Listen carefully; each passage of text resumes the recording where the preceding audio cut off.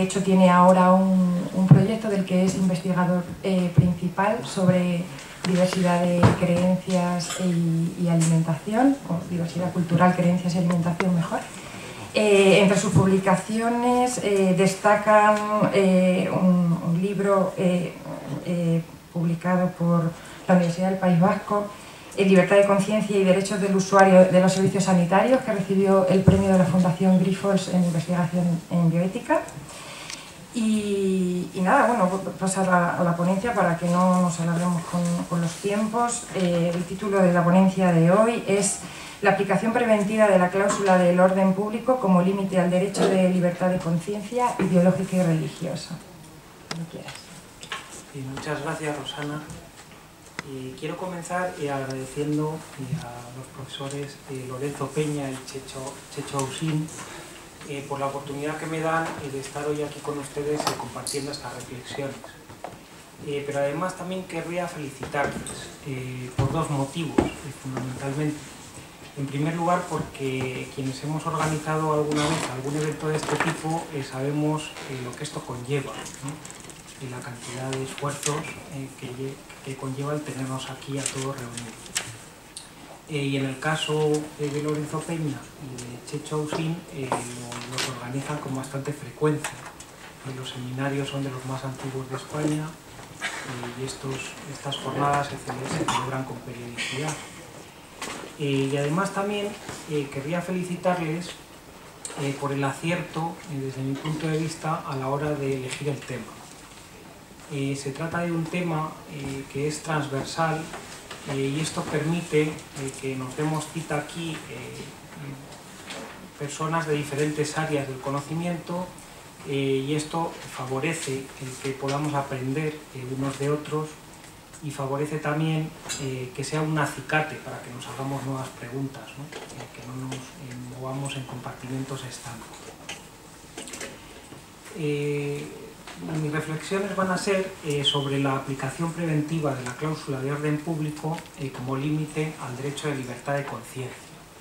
Derecho de libertad de conciencia o derecho de libertad ideológica y religiosa, o si quieren, el derecho que está regulado en el artículo 16 de la Constitución. Lo digo porque no existe acuerdo doctrinal sobre qué es lo que hay ahí regulado. Pero en cualquier caso sí que me interesa subrayar que lo regulado, hay un texto de Óscar Alzaga en los comentarios a la Constitución que al hablar de los artículos comienza el artículo 16 diciendo lo protegido aquí son las convicciones personales. Convicciones personales que están arraigadas en el individuo con independencia de que éstas sean religiosas o no religiosas. Por eso dice derecho a la libertad ideológica y religiosa. Es importante este matiz porque todavía suele haber, ¿no?, determinados libros en los que uno lee que cuando se refieren a este artículo parece que siempre tuvieran que estar hablando necesariamente de creencias religiosas, ¿no? Lógicamente depende del caso que estén analizando, en el caso de jurisprudencia, que hablen de una cosa o de otra, pero lo protegido son las convicciones personales con independencia de su origen.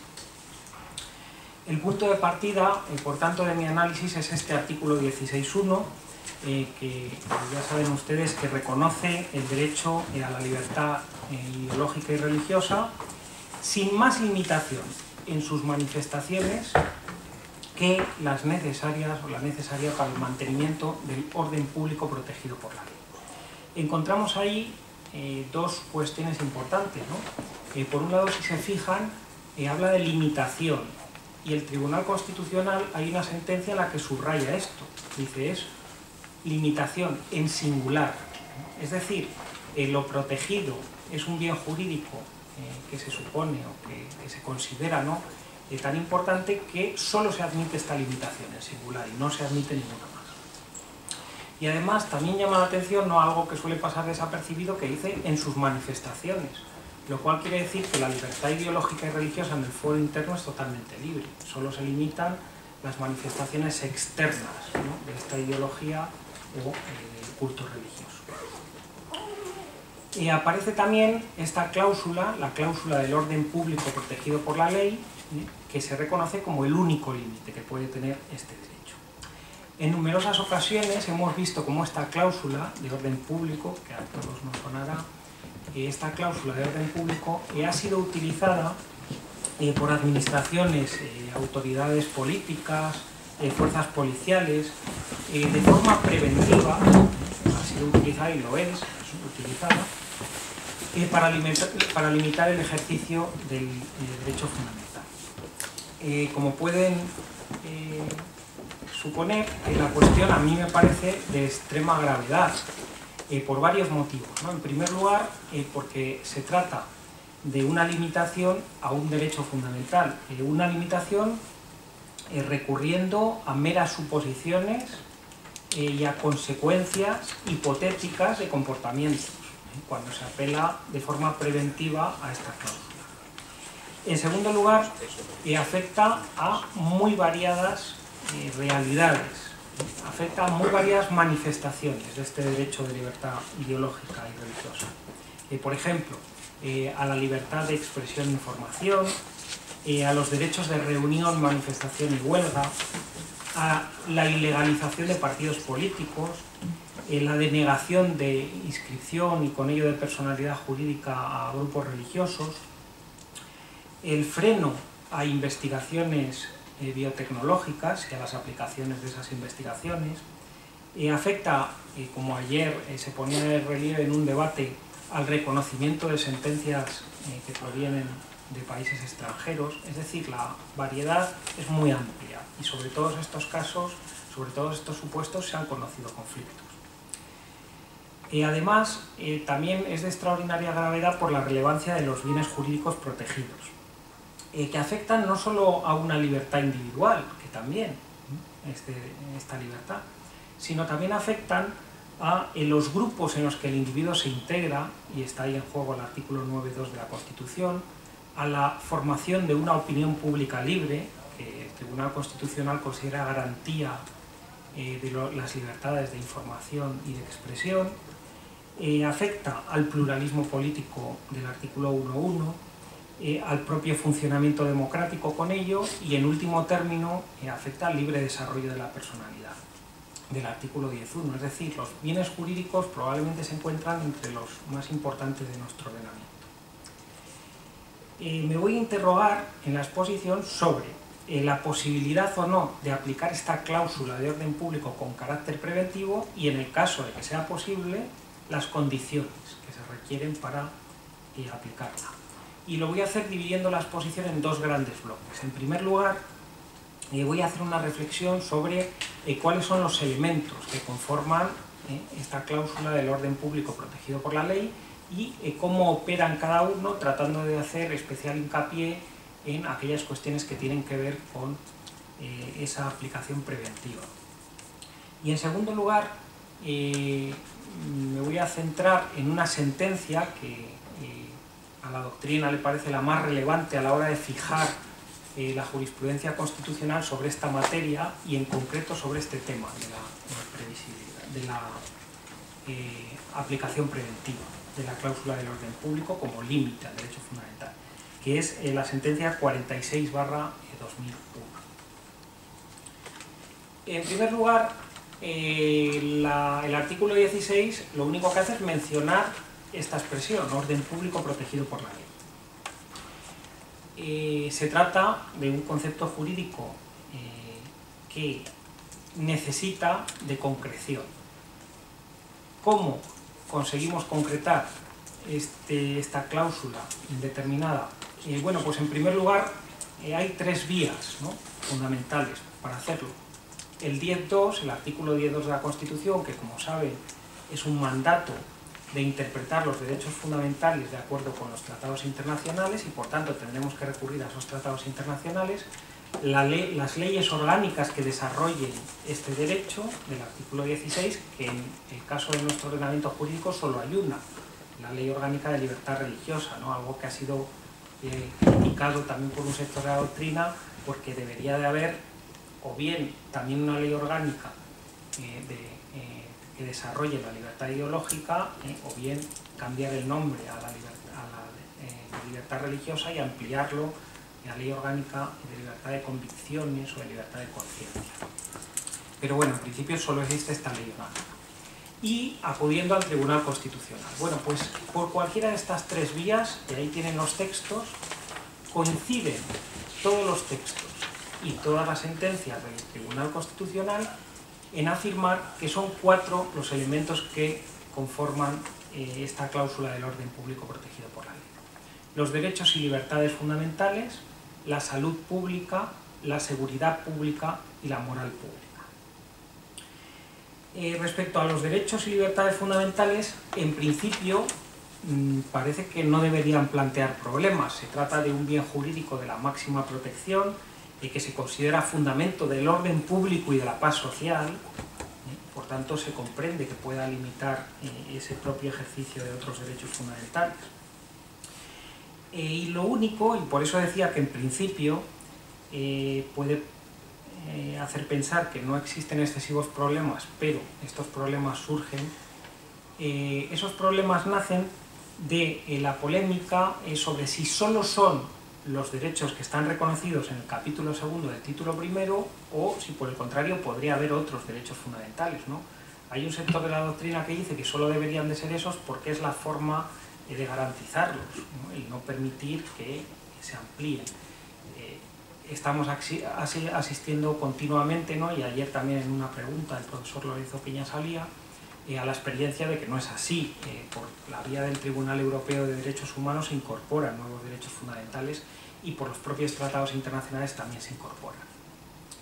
Pero claro, aquí el problema es más grave, porque estamos hablando no ya de incorporación de un derecho fundamental para protegerlo, sino de incorporar un derecho fundamental para limitar otro derecho fundamental. Entonces, se supone que deberíamos de exigir alguna garantía mayor a esta incorporación de derechos fundamentales como límites, que es para restringir la interpretación expansiva de los derechos fundamentales, así parece que nos lleva a hacerlo.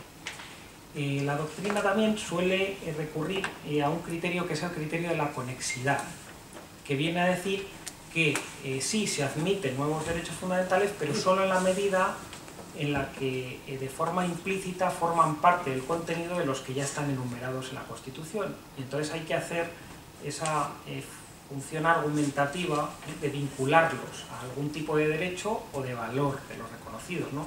Algo que por otro lado tampoco parece extremadamente difícil teniendo en cuenta la amplitud, ¿no?, de muchos de los derechos y sobre todo de los valores del artículo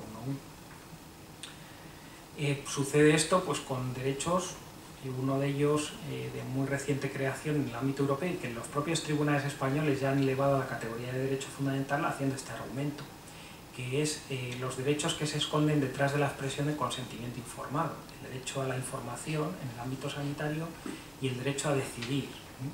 El Tribunal Supremo y el Tribunal Constitucional han dicho que son derechos fundamentales, no aparecen en el elenco de los que están enumerados en la Constitución, y los tribunales los vinculan con el artículo 16 y con el 15, ¿no? O bien con la integridad moral o física, o bien con la vida, o bien con la libertad ideológica y religiosa, dependiendo del caso que estén analizando. Respecto al segundo de los elementos, la salud pública, esta también aparece en la Constitución, en el artículo 43.2, y el legislador, analizando la normativa, si analizamos la normativa, la Ley General Sanitaria, la Ley de Medidas Especiales para la Protección de la Salud Pública, el Código Penal, si analizamos estos textos normativos nos damos cuenta de que con lo que lo vincula el legislador a la hora de interpretarlo también como una limitación a derechos fundamentales, que es lo que estamos analizando, es con las siguientes cuestiones: con epidemias y enfermedades transmisibles, con higiene y tecnología que afecta a los alimentos de consumo humano, con sanidad ambiental, publicidad y propaganda de contenido sanitario, actividades y funcionamiento de los centros sanitarios, la producción, suministro y dispensa de medicamentos, la entrada de mercancías y personas en el Estado y la fabricación, tráfico y distribución de sustancias estupefacientes, ¿no? Estos serían los ámbitos que justificarían limitaciones de derechos fundamentales y en concreto de este derecho de libertad ideológica y religiosa por razón de salud pública. Al menos estos son los que ha contemplado el legislador. Pero me interesa también subrayar algo que suele pasar más desapercibido, y es que la Ley General Sanitaria, en los apartados que no está todavía derogada, esta Ley General Sanitaria establece una serie de condiciones que afectarían a su aplicación preventiva. Es decir, si queremos limitar un derecho fundamental por razones de salud pública porque existe algún tipo de peligro con respecto a estos bienes jurídicos que acabo de mencionar, además, no bastaría solo esto, sino que de esta Ley General Sanitaria, de su lectura, de algunos de los artículos se desprenderían algunas otras condiciones. ¿Cuáles son esas otras condiciones? Primero, según el artículo 26.2, que el riesgo debería de ser inminente y extraordinario. Se tienen que dar estas dos condiciones. Segundo, que la limitación ha de cesar tan pronto como hayan cesado los riesgos que la generan. Evidentemente, ¿no? El principio de congruencia. Y después, en el artículo 28, aparecen una serie de principios que también obligarían a la administración que limita este derecho a tener una serie de cautelas, que son las siguientes. Primero, la preferencia de la colaboración voluntaria. Esto es interesantísimo, porque obliga a la administración pública que, aunque tuviese que tomar una medida que fuese obligatoria y que limitase derechos fundamentales por razón de salud pública, no basta con que lo hiciese así aunque se diesen las condiciones, sino que además tiene que optar, y así lo dice esta Ley General Sanitaria, por intentar esta colaboración voluntaria del ciudadano. Tiene que adoptar también las medidas tendentes a obtener esa colaboración voluntaria. En segundo lugar, que no conlleve riesgos para la propia vida de quien se ve afectado, la proporcionalidad de los fines, con los fines perseguidos y el mínimo perjuicio a los derechos afectados. El tercero de los elementos es la seguridad pública. La seguridad pública aparece en la Constitución en el artículo 104.1, pero aparece un poco camuflada, porque no aparece con este nombre, con esta expresión, ¿no? Aparece bajo la expresión de seguridad ciudadana. Y tanto la jurisprudencia, cuando resuelve conflictos, como la doctrina, lo vincula con dos tipos de seguridades. O bien la seguridad policial, en el sentido de las actividades de las fuerzas y cuerpos de seguridad del Estado que tienden a defender a las personas o a los bienes, o bien con la seguridad jurídica, que es el mantenimiento del orden democrático y de derecho. Con alguna de estas dos realidades siempre se ve vinculada la limitación de derechos fundamentales por razón de seguridad ciudadana o seguridad pública. Y llegamos al cuarto de los elementos, a la moral pública, que resulta ser el elemento más conflictivo de todos. La moral pública es un elemento muy problemático porque es un concepto jurídico indeterminado, y en este, a diferencia de con el orden público protegido por la ley, que conseguíamos rellenarlo de contenido acudiendo a la normativa, con la moral pública no sucede lo mismo. No lo encontramos, en alguna ocasión sí, veremos alguna, pero usualmente no lo encontramos en la normativa, no encontramos concretado en qué puede consistir esta moral pública. Además, en el origen de esta expresión, de este término como limitación de derechos fundamentales en nuestro ordenamiento jurídico, no podemos olvidar que está vinculado a la moral católica. Históricamente ha sido así, y aún hoy en las sentencias, si hacemos una lectura del conjunto de las sentencias, probablemente sigamos encontrando reminiscencias de algún tipo de prejuicio en este sentido. La primera sentencia que ofrece una definición de moral pública es una sentencia del año 82, la 62/82. Ahí tienen la definición. Se trata de un caso que es conocido como el caso del libro Haber,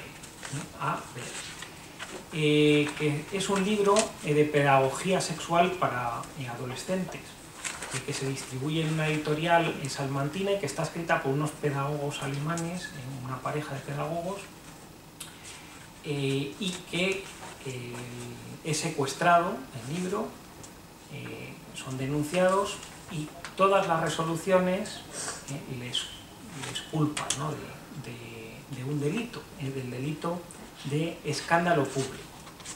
La cuestión es muy problemática, porque las primeras sentencias se limitan a retirar el libro, por entender que la moral pública está en juego y por tanto aplican esta cláusula del orden público, pero es luego la última sentencia, la del Tribunal Constitucional, la que además añade la sanción penal. Dice, bueno, es que además hay también un delito, y aplica el Código Penal preconstitucional, el Código Penal del año 73, el tipo de delito de escándalo público, porque dice el Tribunal Constitucional que aunque es preconstitucional, se pueden aplicar las normas jurídicas siempre acomodándolas e interpretándolas a la nueva realidad y por supuesto a los principios constitucionales. Entonces así aplica este concepto, este tipo, ¿no?, de escándalo público y les condena. Claro, ni qué decir tiene que este delito en el año 73 lo que tutelaba era la moral pública colectiva, un concepto de moral pública colectiva. En este contexto es en el que el Tribunal Constitucional define la moral pública. Me interesa mucho lo de en este contexto porque lo que le interesa al Tribunal Constitucional es hacer ver que puede utilizar ese concepto de moral pública para interpretar una norma preconstitucional. Y en ese contexto el Tribunal Constitucional dice lo que ven ustedes ahí. Dice que la moral pública es el elemento ético común de la vida social, es susceptible de concreciones diferentes según diferentes épocas y países. Es decir, es un mínimo común y que es mutable, que varía en el espacio y en el tiempo.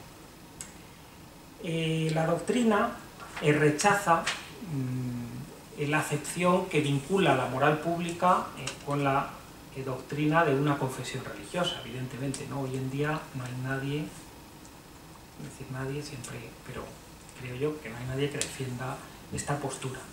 Entonces, ¿cuáles son las posturas que defiende la doctrina para interpretar este concepto de moral pública? Bueno, pues básicamente dicen que es la moral sociológicamente dominante, hay una postura, y hay otra postura que dice que es ese mínimo común ético a toda la sociedad. ¿Cómo se halla ese mínimo común ético? Bueno, pues los filósofos del derecho lo saben mejor que nadie, ¿no? Cómo hay diferentes vías, ¿no? Bueno, diferentes vías, no está tan claro, no es la relación entre derecho y moral y no se ha resuelto hasta ahora, luego no la vamos a resolver aquí, pero simplemente es señalar que suele haber diferentes teorías, ¿no? Algunas formales, ¿no? Tipo Habermas y algunos postkantianos, y otras materiales de contenido, ¿no? Bueno, pues se trata de debatir, hay unos valores que hay que respetar, un historicismo, diferentes teorías. Y yo creo que todas estas teorías, tanto las que lo identifican con la moral sociológicamente dominante como estas que tratan de buscar ese mínimo común denominador, son susceptibles de críticas. A mí se me ocurren, por ejemplo, las siguientes. En primer lugar, la dificultad de llegar a acuerdos en las sociedades de hoy en día plurales, aunque sean mínimos. Es difícil llegar a acuerdos aunque sean sobre un mínimo.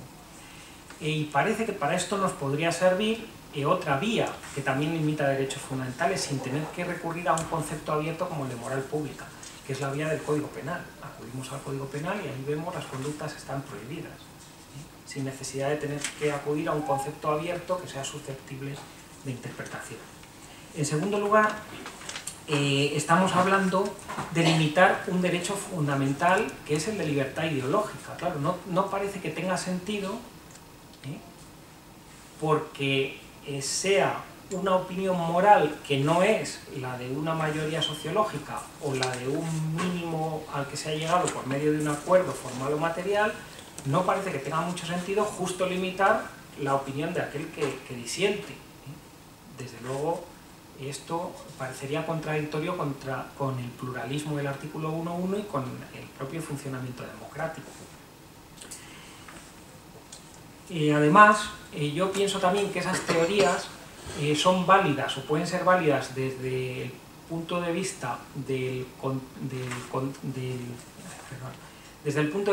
contexto de explicación, pero no así del contexto de legitimación. Es decir, yo admito estas teorías si me tratan de decir cómo efectivamente se ha aplicado esa moral pública. Bueno, pues efectivamente puede ser la moral de mayoría sociológica, o puede ser la mayor de este grupo, o puede ser una reminiscencia histórica, ¿no?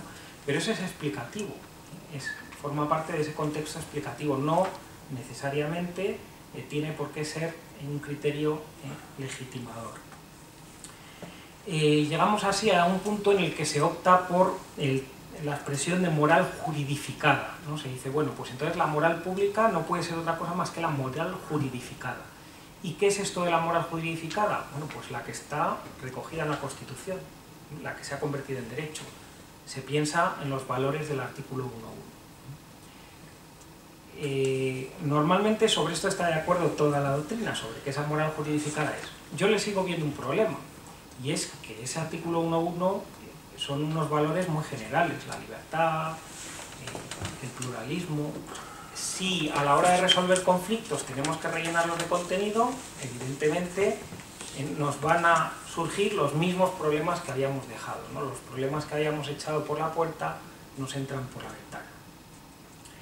¿Qué propuesta podría hacer yo? Bueno, pues en primer lugar se me ocurre una que es la de la eliminación del concepto de moral pública como límite a los derechos fundamentales. Esta eliminación no implicaría que el derecho no tenga una dimensión moral, sino simplemente implica que no se puede aplicar este concepto de forma abierta como límite a derechos fundamentales, pero no niega ese soporte moral del derecho que aparece en el artículo 1.1, en la dignidad del artículo 10, etcétera, etcétera. Y además yo también le veo otra ventaja, y es que muchos de los desvalores de estas conductas que se incluyen dentro de la moral pública estarían incluidos en otros tipos del Código Penal, ¿no? En concreto, a todos nos vendría a la cabeza la prohibición que hay de las manifestaciones xenófobas, racistas, etcétera, etcétera, o la protección del menor de edad, respecto a conductas que atenten contra su formación sexual. Pero claro, aquí fíjense la diferencia con el caso anterior, ya estamos protegiendo un derecho individual de este menor de edad, no la moral pública en su dimensión colectiva.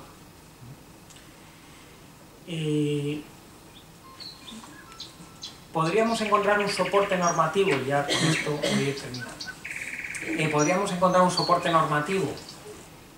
Sí, lo podemos encontrar en esta dirección en el Convenio de Oviedo. El Convenio de Oviedo, que protege los derechos fundamentales en el ámbito de la bioética, frente a los avances de la medicina, etcétera, etcétera. Este Convenio de Oviedo resulta que en el artículo 26, que recoge los límites a los derechos fundamentales que ahí se recogen en ese texto, cita los tres anteriores, pero excluye la moral pública.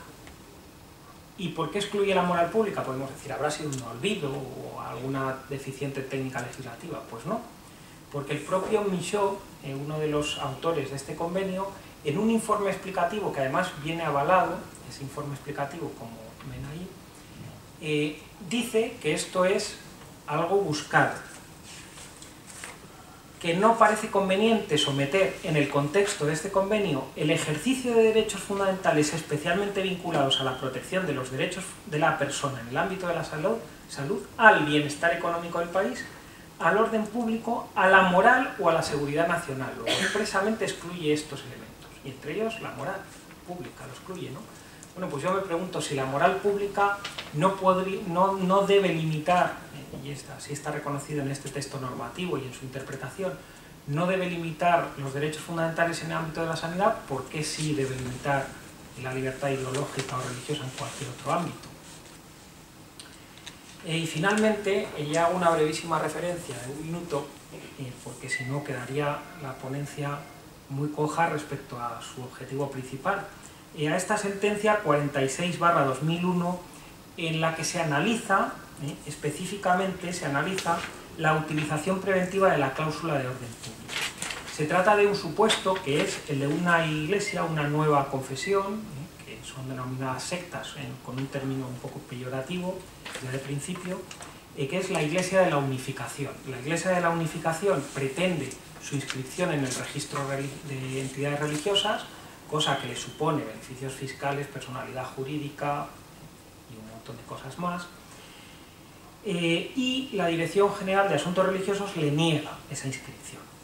Entonces el asunto llega al Tribunal Constitucional y el Tribunal Constitucional en esta sentencia fija esta doctrina que se utiliza como referencia desde entonces, desde el año 2001, para resolver estas cuestiones de la aplicación preventiva del orden público protegido por la ley. Y establece, por un lado, una regla general y por otro lado, una excepción. ¿Cuál es la regla general? Pues esta que ven aquí. La imposibilidad de que sea aplicado esta cláusula del orden público protegida por la ley por los poderes públicos como una cláusula abierta que pueda servir de asiento a meras sospechas o a posibles comportamientos de futuro y sus hipotéticas consecuencias. Dice, el orden público no puede ser interpretado en el sentido de una cláusula preventiva frente a eventuales riesgos. No lo puede decir de forma más taxativa. Porque en tal caso, ella misma se convertiría en el mayor peligro cierto para el ejercicio de la libertad.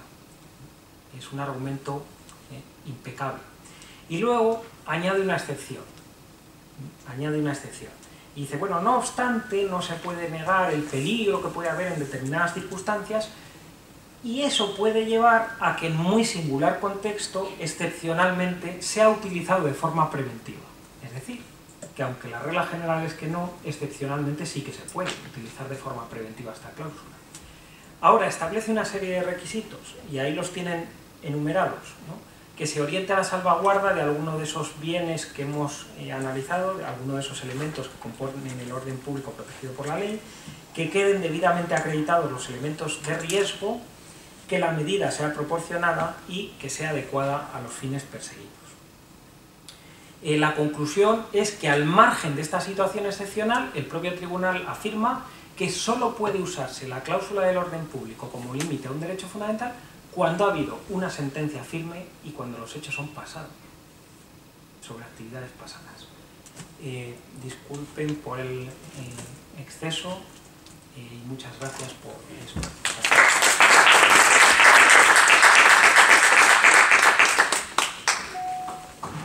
Bueno, pues tenemos 5 minutines, o sea que dos intervenciones muy breves. Por favor, Lorenzo. La contradicción que puede producirse entre la libertad de conciencia del artículo 16, el ejercicio de la libertad de conciencia, y otros derechos, incluso fundamentales, no determina automáticamente que ese ejercicio particular de la libertad de conciencia haya de estar prohibido. En realidad no hay nada, en ese caso tenemos un conflicto de derechos fundamentales, no cabe de otra solución que la ponderación. Y las diversas sociedades no reaccionan, aun aquellas que abrazan los mismos valores no reaccionan del mismo modo, porque evidentemente depende. Yo ayer ponía el ejemplo de el conflicto entre la intimidad personal, que requiere un ámbito de tranquilidad, de ausencia de ruido, de no ser, y las campanas de la iglesia que repican a las 7 de la mañana los domingos para llamar a misa, ¿no? Entonces, bueno, este es un ejemplo que se ha dado en la jurisprudencia, ¿no? Claro, los enemigos de la ponderación dicen, ¿cómo pesa usted? ¿Qué pesas pone usted? ¿Cuarto de kilo para la libertad tal y medio? Es muy difícil, ¿no? Otra posibilidad es jerarquizar y decir, bueno, el artículo 16 es un artículo, la libertad de conciencia es esencialísima, y yo no creo que haya una solución, una fórmula, un algoritmo para solventar este problema. Personalmente considero que la libertad de conciencia, en la medida de lo posible, debe valer. Es tan esencial para el ser humano, pero comprendo que, bueno, y así muchos, para no hablar ya, claro, de la moral la moral pública, que efectivamente yo pienso que es muy utilizada en el siglo XIX en las constituciones decimonónicas, ¿no? Pero yo pienso que sí, a lo mejor sería dejar caer.